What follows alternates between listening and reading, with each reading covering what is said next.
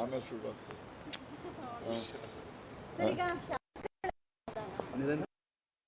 ನಿನ್ನೆ ಕೂಡ ಸಿಎಂ ಮಾತನಾಡಿರುವಂತಹ ಆ ರೀತಿ ಪರಿಸ್ಥಿತಿ ಅನುದಾನ ಕೊಡದೇ ಇರುವಂತಹ ಪರಿಸ್ಥಿತಿ ಇದೆಯಾ ಸರ್? ನೀವೆಲ್ಲ ಮಾಧ್ಯಮಗಳಲ್ಲಿ ತೋರಿಸ್ತಾ ಇದ್ದೀರಿ. ಸಿದ್ದರಾಮಯ್ಯನವರು ಪ್ರತಿ ದಿವಸ ಒಂದು ತಿಂಗಳಲ್ಲಿ ಕನಿಷ್ಠ ಅಂದರೆ ಒಂದು 15-20 ದಿವಸ ಬೇರೆ ಬೇರೆ ಜಿಲ್ಲೆಗಳಿಗೆ ಹೋಗಿ ಅಭಿವೃದ್ಧಿ ಕಾರ್ಯಗಳಿಗೆ ಶಂಕುಸ್ಥಾಪನೆಯನ್ನು ಮಾಡಿ ಬರ್ತಾ ಇರ್ತಕ್ಕಂಥದ್ದು ನೀವೇ ಪ್ರಚಾರ ಮಾಡ್ತಾ ಇದ್ದೀರಿ. ಈ ಶಂಕುಸ್ಥಾಪನೆ ಮಾಡಿ ಅಭಿವೃದ್ಧಿ ಕಾರ್ಯಗಳಿಗೆ ಚಾಲನೆ ಕೊಡ್ತಾ ಇರೋದು ದುಡ್ಡು ಇಲ್ಲದೇ ಇದ್ರೆ ಕೊಡೋಕ್ಕಾಗ್ತದ? ಮಂಜೂರಾತಿ ಇಲ್ಲದೇ ಇದ್ರೆ ಹೋಗಿ ಅಲ್ಲಿ ಚಾಲನೆ ಕೊಡ್ತಾರ? ಅದರಿಂದ ಸುಮ್ಮನೆ ಹೇಳ್ತಾರೆ ಇರ್ಬೋದು. ಅವ್ರ ನಿರೀಕ್ಷೆಗೆ ತಕ್ಕಂತೆ ಅನುದಾನ ದೊರೆತಿಲ್ಲ ಅಂತಕ್ಕಂಥದ್ದು ಅವ್ರದ್ದೆಲ್ಲ ಬಹಳಷ್ಟು ಜನ ಶಾಸಕರದ್ದು ಇದೆ, ಭಾಳಷ್ಟು ಜನ ಎಲ್ಲರಲ್ಲೂ ಕೂಡ ಇದೆ, ಕಾರ್ಯಕರ್ತರಲ್ಲೂ ಕೂಡ ಇದ್ದಾವೆ.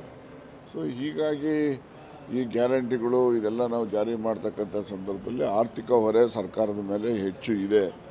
ಆ ಒಂದು ಆರ್ಥಿಕ ಲಭ್ಯತೆಗೆ ಅನುಗುಣವಾಗಿ ಯಾವುದೇ ತಾರತಮ್ಯ ಇಲ್ಲದೆ ಆಡಳಿತ ಪಕ್ಷ ವಿರೋಧ ಪಕ್ಷ ಅಂತಕ್ಕಂಥ ಯಾವುದೇ ತಾರತಮ್ಯ ಇಲ್ಲದೆ ಎಲ್ಲ ಕ್ಷೇತ್ರಗಳ ಅಭಿವೃದ್ಧಿಗೆ ಶಕ್ತಿ ಮೀರಿ ಹಣಕಾಸನ್ನು ಒದಗಿಸ್ತಾ ಇರತಕ್ಕಂಥದ್ದು ಅಂಕಿ ಸಂಖ್ಯೆಗಳ ಆಧಾರದ ಮೇಲೆ ನಾವು ಹೇಳ್ಬೋದು.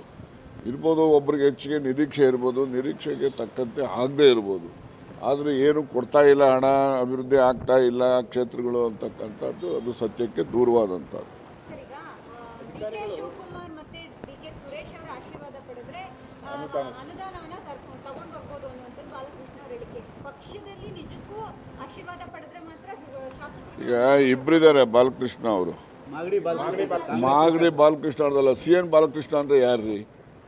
CN Balakrishna ಚನ್ನರಾಯಪಟ್ಟಣದ MLA, HC Balakrishna Magadi MLA. ನೀವು CN ಬಾಲಕೃಷ್ಣ ಅವ್ರ ಹೇಳಿಕೆ ಅಂತ ನೀವೇ ಆಗ್ತೀರಿ, ಮತ್ತಿರ್ಗ ಮಾಗಡಿ MLA ಅಂತ ಹೇಳ್ತೀರಿ.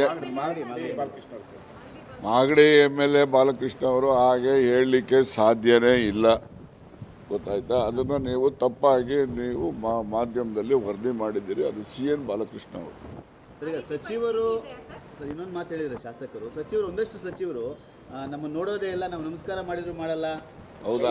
ಕೈಗೆ ಸಿಗಲ್ಲ. ಈಗ ಒಂದಷ್ಟು ಸಚಿವರು ಅಂತಂದ್ರೆ ಯಾವ ಸಚಿವರು ಅಂತ ನಿರ್ದಿಷ್ಟವಾಗಿ ಅವ್ರ ಹೆಸರು ಹೇಳಿದ್ರೆ, ಈಗ ನನ್ನ ಮೇಲೆ ಹೇಳಿದ್ರೆ, ನನ್ನ ಹೆಸರು ಹೇಳಿದ್ರೆ ನಾನು ತಿದ್ಕೋಬೋದು. ಅಲ್ಲಲ್ಲ, ನಾನು ತಿದ್ಕೋಬೋದು. ಯಾರೇ ಆಗಲಿ, ಮನುಷ್ಯ ಅಂದ ಮೇಲೆ ಮನುಷ್ಯನಲ್ಲಿ ಕೆಲವು ಲೋಪಗಳು ಇದ್ದೇ ಇರ್ತವೆ. ಲೋಪ ಇಲ್ಲದೇ ಇರೋ ವ್ಯಕ್ತಿ ಯಾವನೂ ಇಲ್ಲ.